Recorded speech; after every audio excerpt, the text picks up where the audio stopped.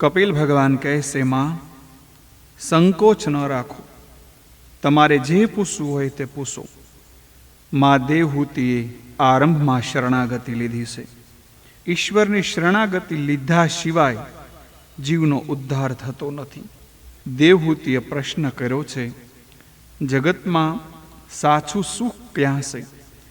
જગતમાં સાચો આનંદ ક્યાં છે તે બતાવો.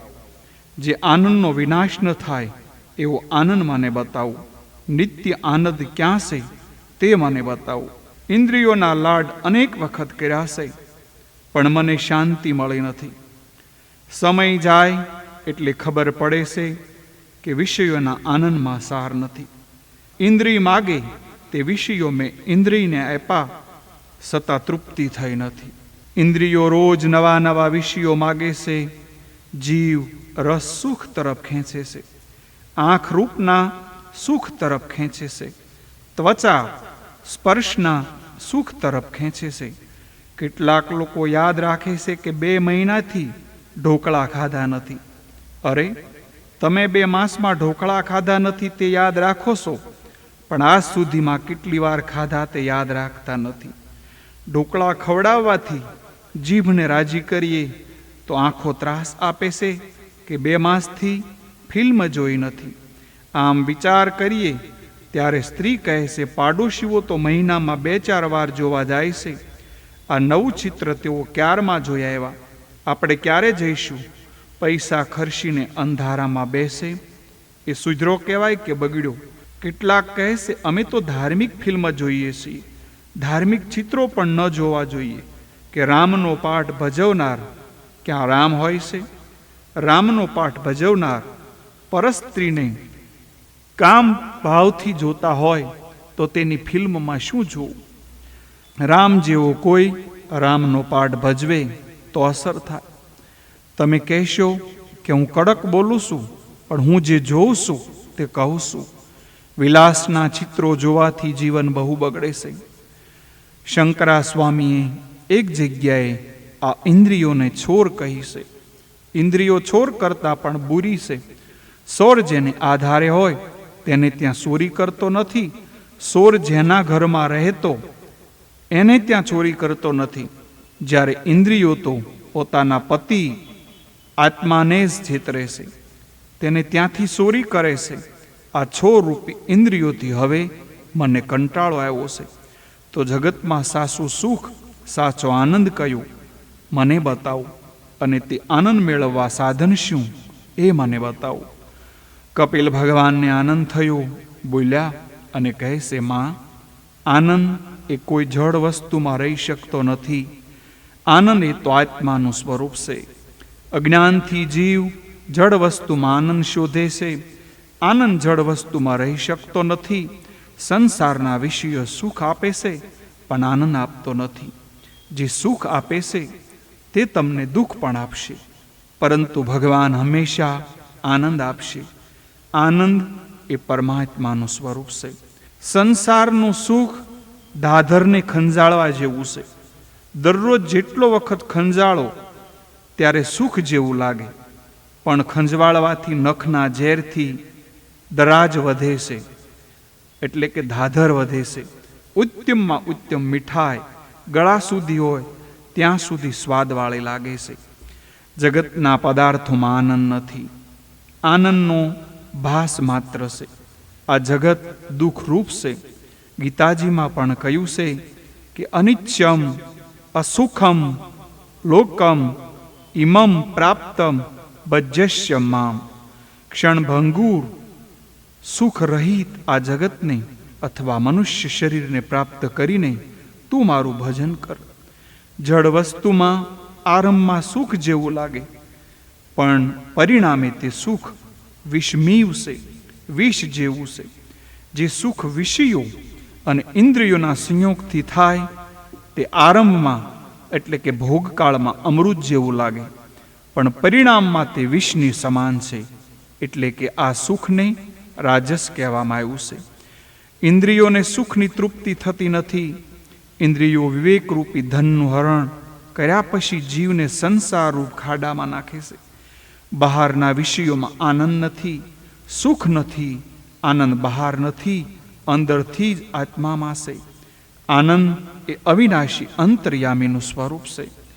માં, જો શરીરમાં આનંદ હોય તો તેમાંથી પ્રાણ નીકળી ગયા પછી લોકો તેને સાચવી રાખે.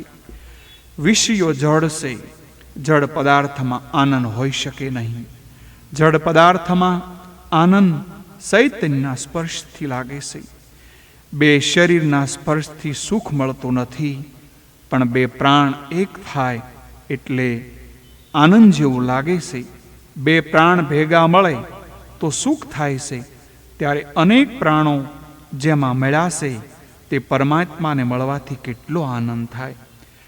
બહારના વિષયોમાં આનંદ નથી, પરંતુ ચિત્તમાં, મનમાં આત્માનું પ્રતિબિંબ પડે છે, તેથી આનંદ જેવું લાગે છે. ઇન્દ્રિયોને મનગમતો પદાર્થ મળે એટલે ઇન્દ્રિયો વિષયોમાં તદ્રુપ થાય, એટલે મન થોડીવાર એકાકાર થાય છે, એટલે ચિત્તમાં આત્માનું પ્રતિબિંબ પડે છે, તેથી આનંદનો ભાસ થાય છે. મનની એકાગ્રતામાં આત્માનું પ્રતિબિંબ પડવાથી આનંદ ભાસે છે. જગતના વિષયોમાં જ્યાં સુધી મન ફસાયું છે ત્યાં સુધી આનંદ નથી. આનંદ એ આત્માનું સહજ સ્વરૂપ છે. શીતળતા એ જળનું સહજ સ્વરૂપ છે. તેમ આનંદ પરમાત્મા જ છે. આત્મા પરમાત્માનું મિલન એ પરમાનંદ ભગવાનમાં મન ફચાય, પરોવાય તો જ આનંદ મળે છે. વારંવાર તું મારા મનને સમજાવ કે સંસારના જળ પદાર્થમાં સુખ નથી. સૂવે છે ત્યારે બધું ભૂલી જાય, તે પછી તેને આનંદ આવે છે. સઘળો સંસાર ભૂલાય ત્યારે ઊંઘ આવે છે. માં, આત્મા તો નિત્ય શુદ્ધ છે, આનંદરૂપ છે. સુખ દુઃખ એ મનના ધર્મો છે. મન નિર્વિષય થયું એટલે આનંદ મળે છે. દ્રશ્યમાંથી દ્રષ્ટિને હટાવી દ્રષ્ટામાં દ્રષ્ટિને સ્થિર કરો તો આનંદ મળે. આનંદ પરમાત્માનું સ્વરૂપ છે. આદત હાજત ઓછી કરશો તો સુખી થશો. માં, જો વિષયોમાં આનંદ હોય તો તે સર્વને સર્વકાળે એક સરખો આનંદ આપે. તૃપ્ત થયેલા માણસ પાસે શિખંડ મૂકો તો તેને નહીં ફાવે. માંદા માણસ પાસે માલપુડા મૂકો તો તેને નહીં ફાવે. એટલે આનંદ શિખંડ માલપુડામાં એટલે કે વિષયોમાં નથી, જળ પદાર્થોમાં નથી. શિખંડમાં આનંદ હોય તો જેને તાવ આવ્યો હોય તેને પણ શિખંડ ખાવાથી આનંદ મળવો જોઈએ. પણ જેને આનંદ મળતો નથી એટલે શિખંડમાં આનંદ નથી, એ પ્રમાણે બધાએ વિષયોને સમજવું. સંસારના પદાર્થમાં આનંદ નથી, પણ ઇન્દ્રિયોને મન ગમતો વિષય મળે એટલે ઇન્દ્રિયોને બહારથી અંતર્મુખ થાય છે.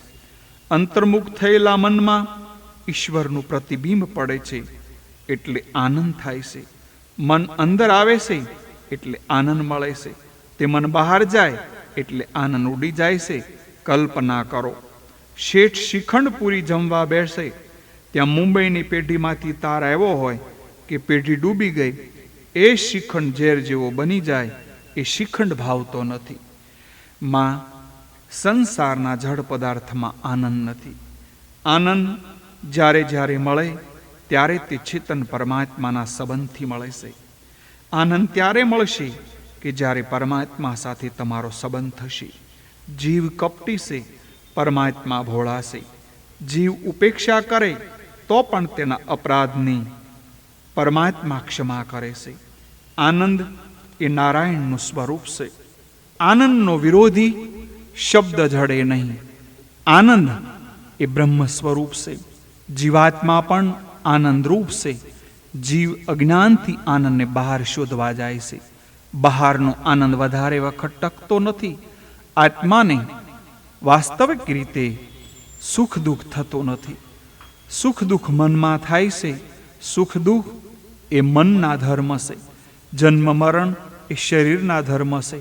ભૂખ અને તરસ એ પ્રાણના ધર્મ છે. સુખ દુઃખ મનને થાય એટલે આત્મા કલ્પે છે. મને દુઃખ થાય છે, મનને થયેલા સુખ દુઃખનો આરોપ અજ્ઞાનથી આત્મા પોતાના કરે છે. સુખ દુઃખ આત્મા સ્વરૂપમાં ઉપાધિથી ભાસે છે. આત્મા સ્ફટિક મણિ જેવો શુદ્ધ સફેદ છે. તેમાં વિષયનું પ્રતિબિંબ પડવાથી મનને લીધે આત્મા માને છે કે મને દુઃખ થયું. સ્ફટિક મણિ પાસળ જેવા રંગનું ફૂલ રાખશો તેવા તે દેખાશે, પણ તે રંગ સ્ફટિક મણિનો નથી, પણ ફૂલનો છે. સ્ફટિક મણિ ધોળો છે, તેની પાછળ લાલ ગુલાબનું ફૂલ રાખો તો તે લાલ દેખાશે. તે ગુલાબના સંસર્ગથી લાલ થાય છે. જળમાં ચંદ્રમાનું પ્રતિબિંબ પડે છે. જળના હલનચલનને કારણે એ પ્રતિબિંબ હાલતું ચાલતું દેખાય છે અથવા કંપિત દેખાય છે, પણ ચંદ્રમાને તે પ્રમાણે થયું હોય એમ નથી. તેમ દેહાદિકના ધર્મો પોતાનામાં નહીં હોવા છતાં જીવાત્મા તે પોતાનામાં કલ્પી શકે છે. બાકી જીવાત્મા નિર્લેપ છે. જીવાત્મામાં જણાતા દેહાદિના ધર્મો નીચેના ઉપયોગી દૂર થશે. નિષ્કામ ભાગવત ધર્મનું અનુસરણ કરવાથી, ભગવાનની કૃપાથી અને તે દ્વારા પ્રાપ્ત થયેલા ભગવાન પરના ભક્તિ યોગથી ધીમે ધીમે આ પ્રતીતિ દૂર થાય છે. જે ભક્તનિષ્ઠ થાય છે તે સમસ્ત લોકમાં પરમાત્માને વ્યાપેલા જોશે. સંસારના વિષયોમાંથી સર્વ પ્રકારે હટી ગયેલું મન ઈશ્વરમાં લીન થાય છે. મન નિર્વિષય બને ત્યારે આનંદરૂપ થાય છે. જીવ જેવો લુચ્છો નથી અને ઈશ્વર જેવો કોઈ ભોળો નથી. બીજાને માટે કરવું પડે તો ત્રાસ થાય છે. પોતાના સગા માટે કરવું પડે તો આનંદ થાય છે. મન બહુ લુચ્છું છે. મારું અને તારું એ મન ઊભા કરેલા ખેલ છે. ખરેખર મન એ જ બંધન અને મોક્ષના કારણરૂપ છે. આ જીવન બંધન અને મોક્ષનું કારણ મનને જ માનવામાં આવ્યું છે. મન જો વિષયમાં આસક્ત થાય તો તે બંધનનું કારણ છે, અને એ જ મન જો પરમાત્મામાં આસક્ત થાય તો તે મોક્ષનું કારણ બની જાય છે. ભગવાન શરીર જોતા નથી, ઘર જોતા નથી. ભગવાન કાળજું જુએ છે. મન મોટું હોય તો ભગવાન આવે છે. મનમાં રહેલી અહમતા, મમતા, પારકો, મારો જ મનને દુઃખી કરે છે, અને તે મનના ધર્મો આત્મા સ્વરૂપમાં ભાસે છે. તેથી આત્મા પોતાને સુખી દુઃખી માને છે, પરંતુ વાસ્તવિક એ આનંદરૂપ છે. મન સુધરે તો બધુંય સુધરે, મન બગડે તો બધુંય બગડે. સુખ દુઃખ આપના અહમતા મમતા છે, તેને છોડી દેવાય ત્યારે આનંદ મળે છે. પાપ કરવાની કોઈને પ્રેરણા કરવી પડતી નથી, ત્યારે પુણ્ય કરવાની પ્રેરણા સૌને કરવી પડે છે. મન અધોગામી છે. મનુષ્યનું મન પાણી જેમ ખાડા તરફ જાય છે. જળની જેમ મન પણ અધોગામી એટલે કે નીચે જવાવાળા સ્વભાવનું છે. મનનો સ્વભાવ એવો છે કે ઊંચે ચડતું નથી, નીચે જાય છે. આ મનને ઉપર ચડાવવાનું છે, પરમાત્માના ચરણ સુધી લઈ જવાના છે. પાણીને યંત્રનો સંગ થાય તો પાણી ઊંચે ચડે, તેમ મંત્રના સંગથી મન ઊંચે ચડે છે. મનને મંત્રનો સંગ આપો. મનને મંત્રનો સંગ થાય તો અધોગામી મન ઉધર્વગામી બનશે. જેણે પોતાનું મન સુધાર્યું તે બીજાને સુધારી શકે છે.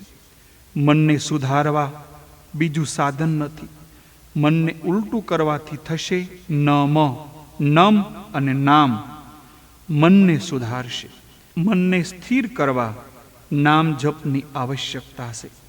મનથી મનની મલિનતા અને સંસળતા દૂર થાય છે. માટે કોઈ મંત્રનો જપ કરો. સંસારના વિષયોના સંગથી બગડેલું એ મન સુધરે છે. ઈશ્વરનું ધ્યાન કરવાથી મન સુધરે છે.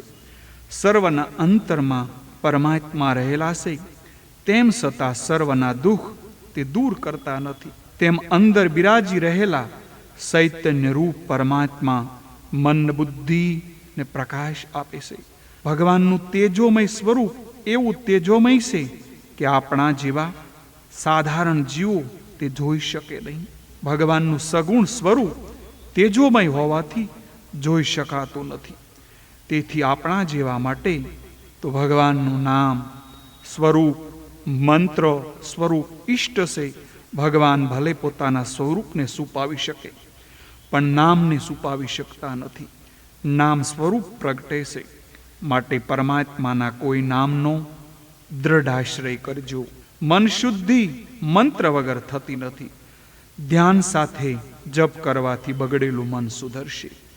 મન લૌકિક વાસનાથી બગડ્યું છે, તે અવલૌકિક વાસના જાગશે તો સુધરશે. વાસનાનો નાશ વાસનાથી જ કરવો પડે છે.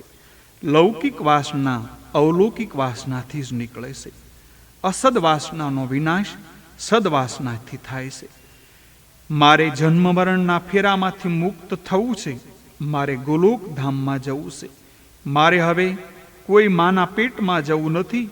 મારે આ જન્મમાં પરમાત્માના દર્શન કરવા છે. આવી ભાવના રાખો તો લૌકિક વાસનામાં ફસાયેલું મન સુધરે છે. કાંટો જેમ કાંટાને કાઢે તેમ વાસના કાંટાને કાઢે છે. ફિલ્મ જોવાની વાસના કાઢવી હોય તો પરીક્ષામાં પહેલે નંબરે પાસ થવાની વાસના રાખવી. એવી વાસનાથી પુસ્તક સંગ લાગશે. પુસ્તક સંગથી ફિલ્મ જોવાની વાસના છૂટી જશે. એક રાજાને ત્યાં બકરો હતો. રાજાએ એક વખત જાહેર કર્યું કે આ બકરાને પેટ ભરીને જંગલમાંથી કોઈ સરાવી લાવી તૃપ્તિ કરશે તેને હું મારું અડધું રાજ્ય આપીશ. પરંતુ બકરાનું પેટ ભરાયું છે કે નહીં તેની હું પરીક્ષા કરીશ. જાહેરાત સાંભળી તરત જ એક મનુષ્ય રાજા પાસે આવ્યો. બકરાને પેટ ભરીને ચરાવવા એમાં શું મોટી વાત છે એમ કહી રાજા પાસેથી બકરાને ચરાવવા લઈ ગયો.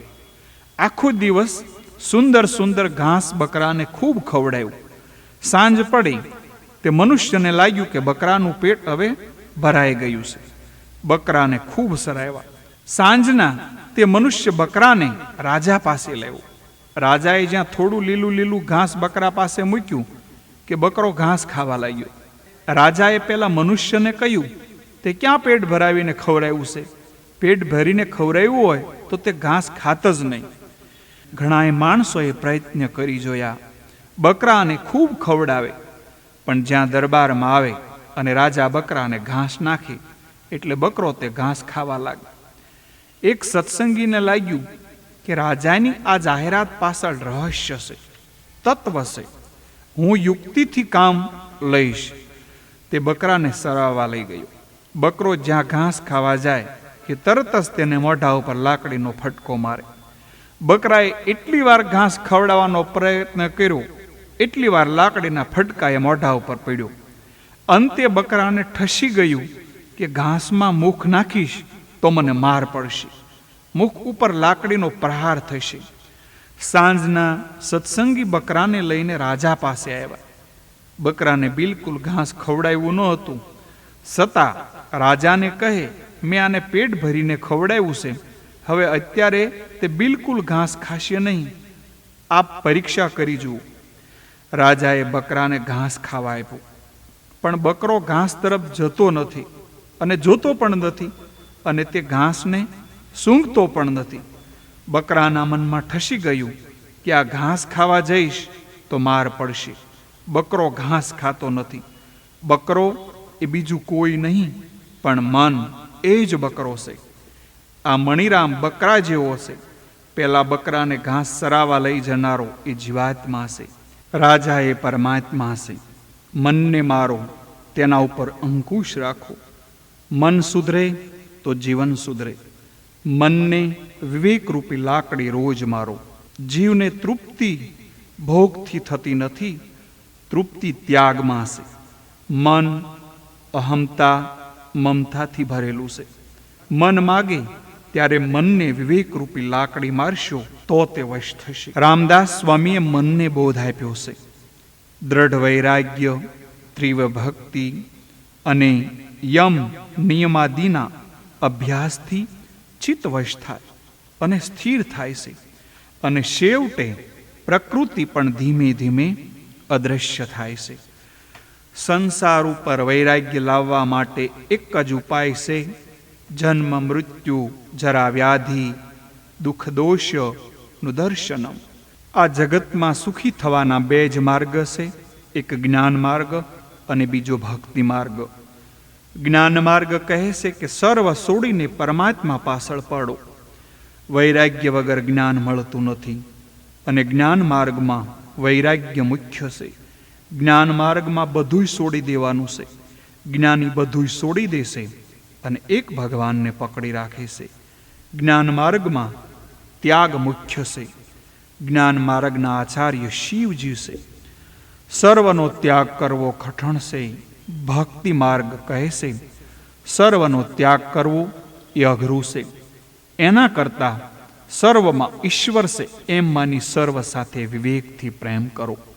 ભક્તિ માર્ગમાં ભાગવત ભાવ રાખી સર્વ સમર્પણ કરવાનું છે. ભક્તિ માર્ગમાં કાંઈ છોડવાનું નથી. વૈષ્ણવ હશે એ કહેશે આ કેળાને છાલમાં પણ શ્રી કૃષ્ણ છે અને ગાયને ખવડાવીશ. ભક્તિ માર્ગમાં સમર્પણ મુખ્ય છે. ભક્તિ માર્ગના આચાર્ય શ્રી કૃષ્ણ છે. ભગવાન શ્રી કૃષ્ણ સર્વ ઉપર પ્રેમ કરે છે. ભક્તિ માર્ગમાં સર્વ સાથે પ્રેમ કરવાનો હોય છે.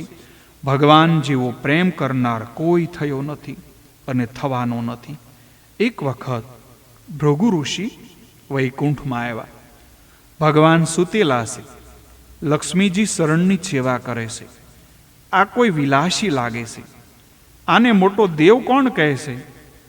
આવેલા પરીક્ષા કરવા એટલે એકદમ આવીને ભગવાનની છાતી ઉપર જોરથી પાટું માર્યું. ભૃગુ ઋષિએ છાતીમાં લાત મારી. તેમ છતાં છાતીમાં લાત મારવાના ઉપર પણ મારો કનૈયો પ્રેમ કરે છે. ભગવાન કહે છે મારી છાતી સખત અને તમારા શરણ કોમળ. તમારા શરણને દુઃખ તો નથી થયું ને? જગતમાં આવો પ્રેમ કરનારો કોણ હોઈ શકે? આવો પ્રેમ કરનારો કોઈ જ નથી. ઝેર આપનાર ઉપર પણ કનૈયો પ્રેમ કરે છે. પણ માતાજીને જરા ખોટું લાગ્યું. આવી રીતે પરીક્ષા થતી હશે? આ પરીક્ષા કરવાની રીત છે? હું બ્રાહ્મણોને ત્યાં જઈશ નહીં. માતાજીએ બ્રાહ્મણનો ત્યાગ કર્યો. એટલે ઘણે ભાગે બ્રાહ્મણો ગરીબ હોય છે. જ્ઞાનીઓ માને છે કે આ શરીરનો સંબંધ થયો એટલે દુઃખ આવ્યું. એટલે જ્ઞાનીઓ આ શરીર સાથે પણ પ્રેમ કરતા નથી. પ્રેમ કરવો હોય તો સર્વ સાથે પ્રેમ કરો, અને કોઈ સાથે પ્રેમ ન કરવો હોય તો શરીર ઉપર પણ પ્રેમ ન કરવો અને એક પરમાત્મા ઉપર પ્રેમ કરવો. સર્વ સાથે પ્રેમ કરો અથવા સર્વનો ત્યાગ કરો. સર્વનો ત્યાગ તમારાથી ન થઈ શકે તો સર્વમાં ઈશ્વરનો ભાવ રાખી તેના સાથે પ્રેમ કરો. સર્વમાંથી મમતાનો ત્યાગ કરો અથવા સઘળું ઈશ્વરને અર્પણ કરી સર્વ કર્મફળનો ત્યાગ કરો. દરેકમાં મમતા મારાપણું એ સમર્પણ માર્ગ. અમુકમાં જ મમતા એ સ્વાર્થ માર્ગ. આજે તો બધાય સ્વાર્થ માર્ગ બની ગયા છે. પૈસો મારો પરમેશ્વર અને બૈરી મારો ગુરુ. છૈયા છોકરા મારા શાલિગ્રામ, હું પૂજા કોની કરું? સંસારમાંથી જે ન જાગે તેને કનૈયો મળતો નથી. કંસ એ કામ અને અભિમાન છે એ સૌને કારાગૃહમાં રાખે છે. જાગ્યો કોણ?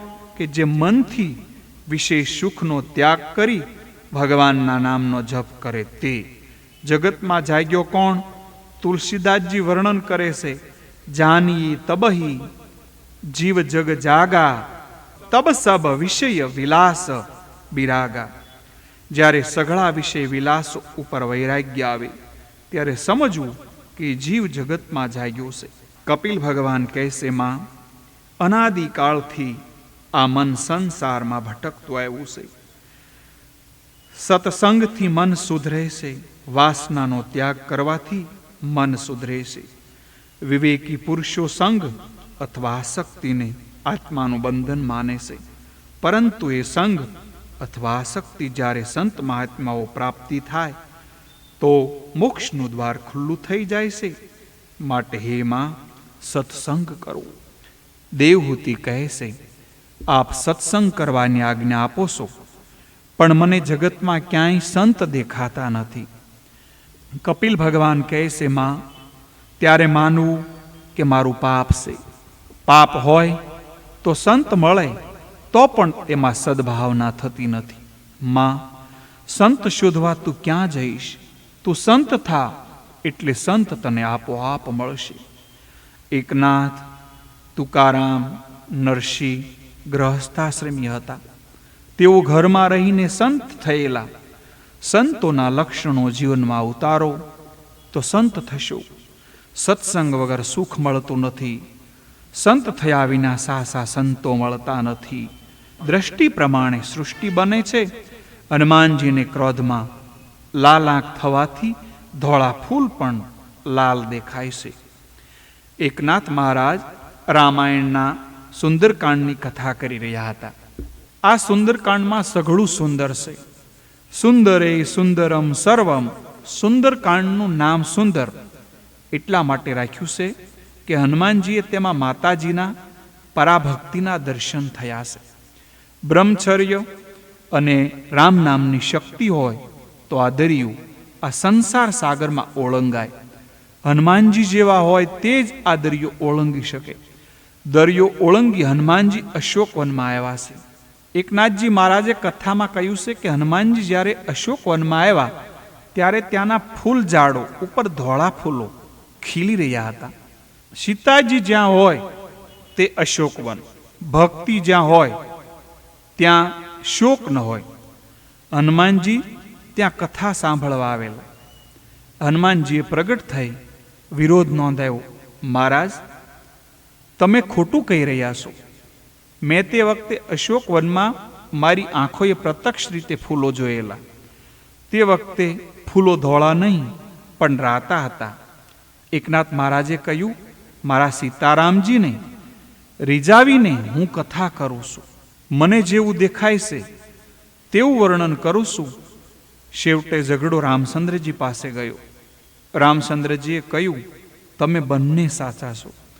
ફૂલો ધોળા હતા, પરંતુ હનુમાનજીની આંખો તે વખતે ક્રોધથી લાલ થયેલી હતી એટલે એમના ફૂલો રાતા દેખાણા. બાકી ફૂલો ધોળા જ હતા. જેવી મનુષ્યની દ્રષ્ટિ હશે તેવી એને સૃષ્ટિ દેખાશે. દુર્યોધનને જગતમાં કોઈ સંત ન દેખાણું. બધાએ દુર્જન માલુમ પડ્યા. જ્યારે યુધિષ્ઠિરને જગતમાં કોઈ દુર્જન ન દેખાણા. તેમને બધા સજ્જન દેખાણા.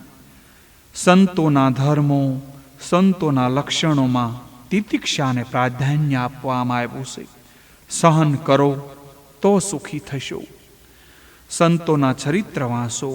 સંતોને ખૂબ દુઃખ પડ્યું છે, પણ તે દુઃખોની અસર સંતોના મન ઉપર થતી નથી. અતિશય સહન કરે તે સંત. એકનાથ મહારાજ પૈઠણમાં રહેતા. ગોદાવરી નદી ઉપર જવાના માર્ગે ઉપર એક પઠાણ રહે. તે માર્ગથી જે હિન્દુઓ સ્નાન કરીને જાય તેઓને પઠાણ બહુ તંગ કરતો. એકનાથ મહારાજ પણ એ જ રસ્તેથી ગોદાવરીમાં સ્નાન કરવા જતા હતા. પઠાણ એકનાથજી મહારાજને પણ તંગ કરતો, પણ એકનાથજી સર્વ સહન કરે. એક દિવસ પઠાણને થયું, આ માણસ ગુસ્સે કેમ થતો નથી? આજે તેને ગુસ્સે કરવો જ છે. એકનાથજી મહારાજ ગોદાવરી નદીમાં સ્નાન કરીને પાછા ફરતા હતા. પેલો યુવાન મહારાજ ઉપર થૂક્યો. મહારાજ ફરીથી સ્નાન કરવા ગયા, પણ યવન ઉપર ગુસ્સે થયા નહીં. મહારાજ વારંવાર સ્નાન કરવા જાય અને યવન તેના ઉપર થૂકે. મહારાજ ગોદાવરી માને કહે, તું ફરી ફરી મને સ્નાન કરવા બોલાવે છે, તારી કૃપા છે. યવન તેનો રસ્તો ન છોડે ત્યાં સુધી મારે મારો રસ્તો છોડવો નથી. યવન આ પ્રમાણે 108 વાર થૂક્યો. મહારાજ 108 વાર સ્નાન કરવા ગયા. યવન શરમાણો મહારાજના પગે પડી ક્ષમા માગી. આપ સંત છો, આપ ઈશ્વર છો, હું તમને ઓળખી શક્યો નહીં. મહારાજ કહે, એમાં ક્ષમા કરવા જેવું શું છે? તમારા લીધે આજે 108 વાર ગોદાવરીમાં સ્નાન કરવાનું પુણ્ય મને મળ્યું. શાંતિ તેને કાયમ રહેશે જે અંદરથી ઈશ્વરનું અનુસંધાન રાખે. ઈશ્વરથી દૂર છે તેને શાંતિ ક્યાંથી હોય? માં ખૂબ સહન કરે તે સંત બને છે. અતિશય વિપત્તિમાં પણ જે ઈશ્વરનો અનુગ્રહ સમજે એ મહાન વૈષ્ણવ. માં દુષ્ટ લોકો કોઈનું સારું જોઈ શકતા નથી. દુષ્ટ લોકોએ તુકારામને ગધેડા ઉપર બેસાડ્યા છે. તુકારામની પત્નીને આથી દુઃખ થાય છે. તુકારામ પત્ની કહે છે, મારા વિઠ્ઠલનાથે મારા માટે ગરુડ મોકલ્યું છે, તેના ઉપર હું બેઠો છું. સર્વને ગધેડો દેખાય છે, તુકારામની પત્નીને ગરુડ દેખાય છે. જગતમાં ખૂબ સહન કરો, જગતમાં અંધારું છે એટલે પ્રકાશની કિંમત છે. ત્રિતિક્ષા એ સંતોનું પહેલું લક્ષણ બતાવ્યું, કરુણા બીજું, સર્વદેહધારીઓ પર પ્રતિ સુહૃદય ભાવ એ ત્રીજું, અને અજાત શત્રુ, શાંત સરળ સ્વભાવ વગેરે લક્ષણો બતાવ્યા. શાંતિની પરીક્ષા પ્રતિકૂળમાં થાય છે. અર્થનું, પૈસાનું અનુસંધાન રોજ રાખો છો, પરંતુ તે સાથે પરમાત્માનું અનુસંધાન રાખશો તો પૈસા પણ મળશે અને શાંતિ પણ મળશે. ભાગવતકાર કહેશે, આ જીવન ગાડીના ફક્ત પાટા જ બદલવાના છે. ઈશ્વર માટે કંઈક ત્યાગ કરો. સંત પ્રભુના માટે સર્વનો ત્યાગ કરે છે. સંત મારા માટે સંપૂર્ણ કર્મ તથા તેમના સગા સંબંધીઓને ત્યાગ કરે છે. સંતો પરમાત્મા માટે સંસારના વિષયોનો બુદ્ધિપૂર્વક ત્યાગ કરે છે. ભગવાન કસોટી કરીને અપનાવ્યું છે. ભૂખે મારું, ભૂખે સુવાડું, તનની પાડું ચાલ, પછી કરીશ હું તમને ન્યાલા ન્યાલ. નરસિંહ મહેતાની બહુ મોટી કસોટી કરેલી. મહેતાજીએ માગ્યું, ભગવાન કળયુગમાં આવી કસોટી કરશો નહીં. આવી કસોટી કરશો તો કોઈ તમારી સેવા કરશે નહીં. મારા પરાયણ રહીને મારી પવિત્ર કથાઓનું શ્રવણ કીર્તન કરે તથા મારામાં ચિત્ત લગાવીને રહે એટલે ભક્તિનો વિકાસ થાય છે. ભાગવતની કથા સાંભળવાથી શ્રદ્ધા દ્રઢ થાય છે.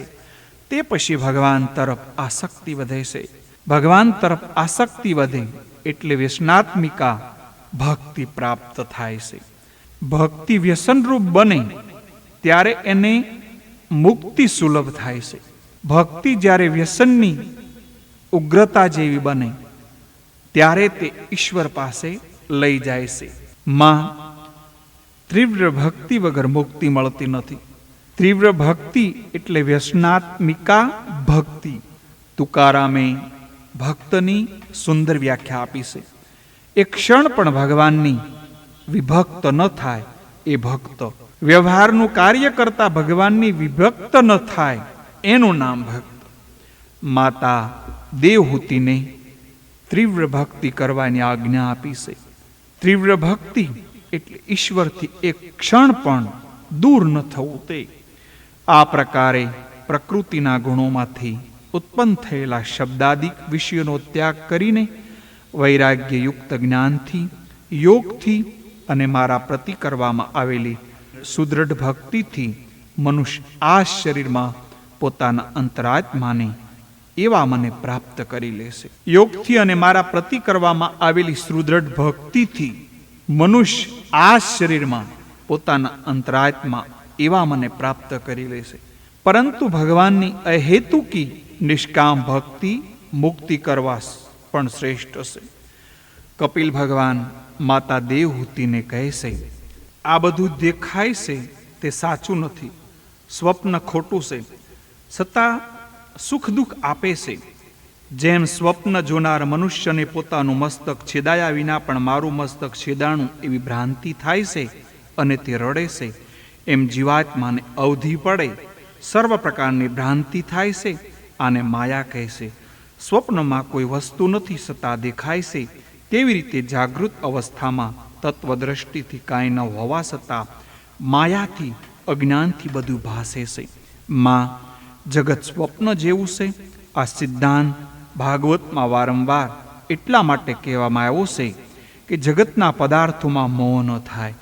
સંસારના વિષયોમાં પૂર્ણ વૈરાગ્ય આવે એટલે આ પ્રમાણે કહેવામાં આવે છે, સંસારના સુખો ભોગવવાની લાલસા હોય ત્યાં સુધી માનવું કે હું સૂતેલો છું. જાગતાને કનૈયો મળે છે.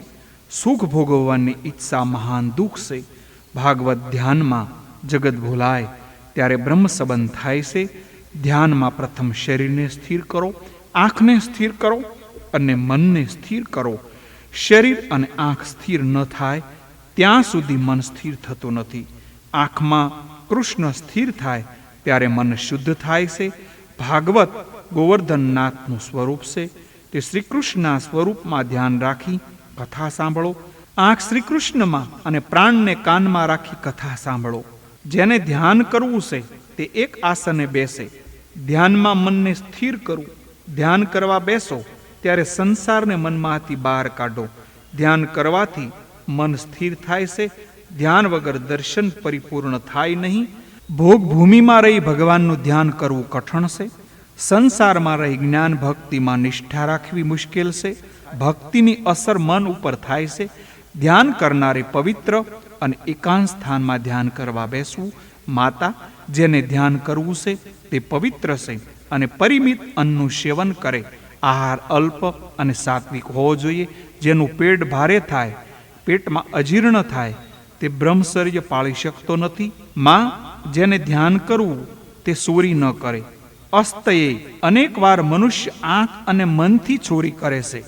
પારકી વસ્તુઓ જોઈ મનથી તેનું ચિંતન કરે છે, ચોરી કહેવાય. ધ્યાન કરવું છે તેણે બ્રહ્મચર્ય પાળવું જોઈએ. સર્વ ઇન્દ્રિયોને બ્રહ્મચર્ય પાળવું જોઈએ. શરીરથી બ્રહ્મચર્ય ઘણાય પાળે છે પણ મનથી પાળતા નથી. મનથી બ્રહ્મચર્યનો ભંગ શરીરથી બ્રહ્મચર્યના ભંગ કર્યા સમાન જ છે.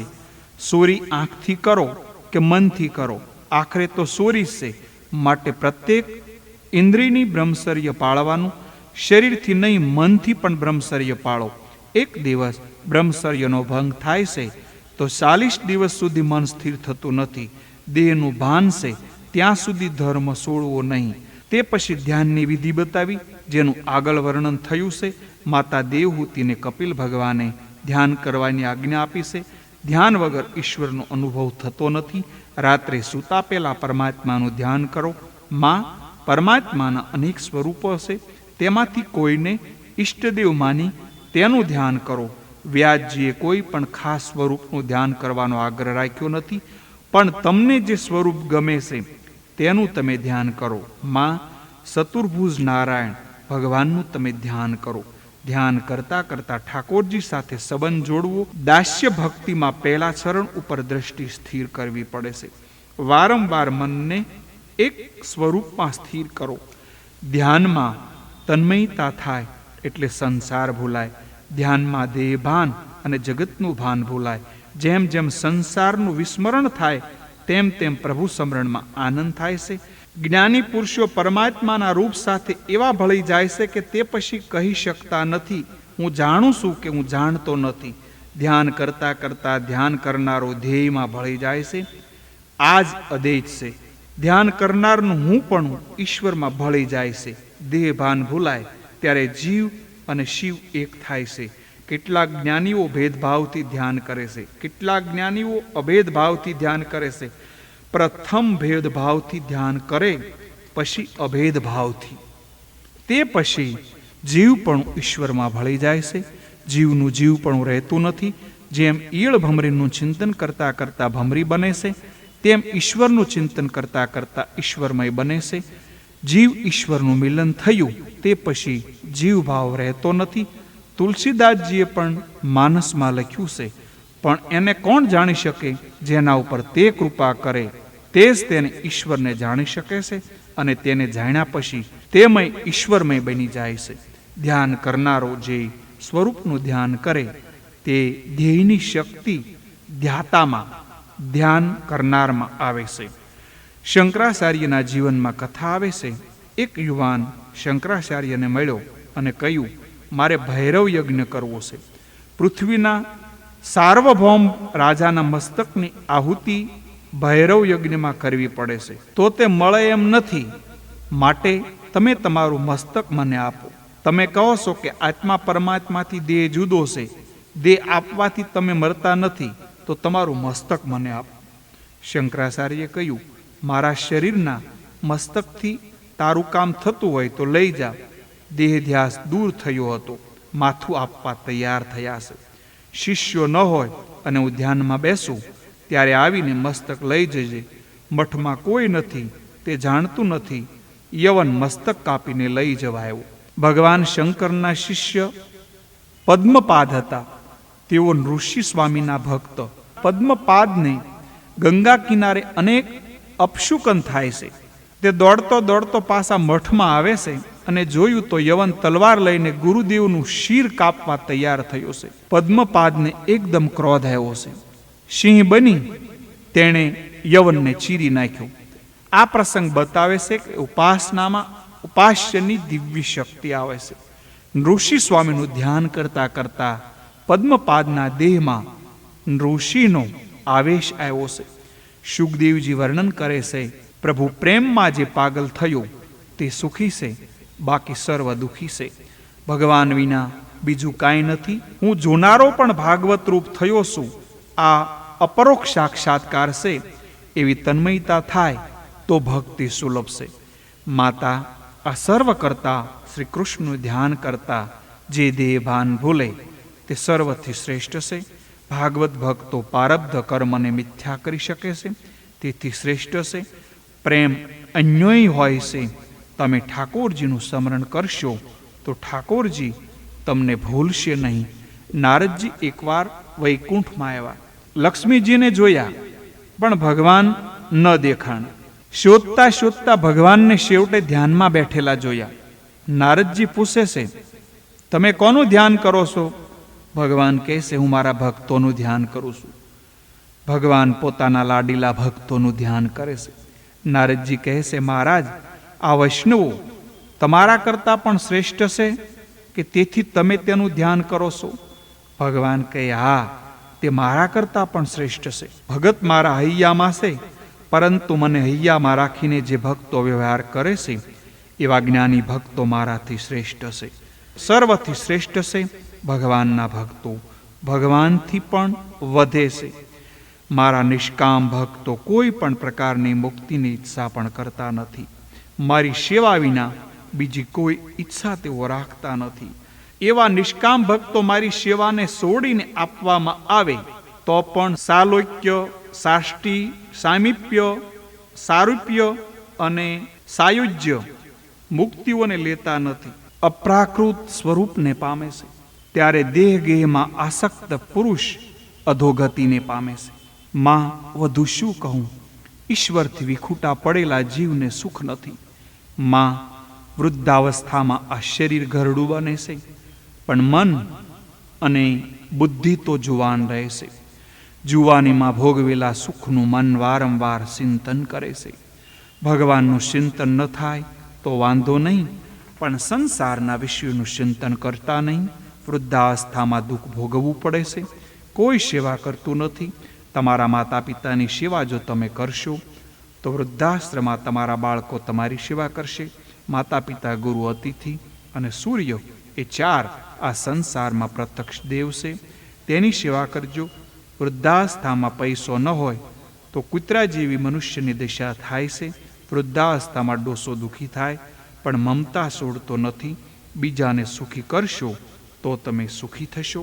પશુ પંખીઓના અવતારમાં અનેક પ્રકારે દુઃખ ભોગવી જીવ મનુષ્યોનીમાં આવે છે.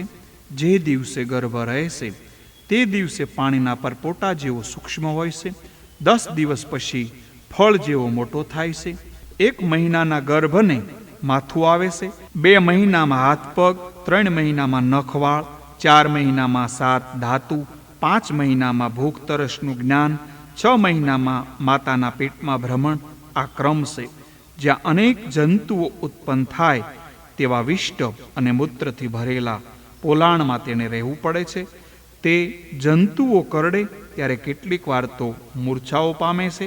વળી માતાએ ખાધેલું તીખા, ઊના, ખારા, ખાટા ખોરાક વડે તેના સઘળા અંગમાં વેદના થાય છે.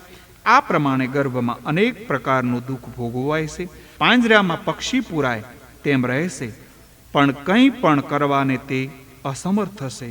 7મે મહિને જીવાત્માને પૂર્વજન્મનું જ્ઞાન થાય, તે ગર્ભમાં પ્રભુની સ્તુતિ કરે, નાથ મને બહાર કાઢો, ગર્ભવાસ અને નરકવાસ સરખો છે, મને બહાર કાઢશો તો બહાર નીકળ્યા પછી હું તમારી સેવા ભક્તિ કરીશ. ગર્ભમાં જીવ જ્ઞાની થાય છે, ભગવાન આગળ અનેક પ્રતિજ્ઞાઓ કરે છે. મને બહાર કાઢો, મને બહુ દુઃખ થાય છે.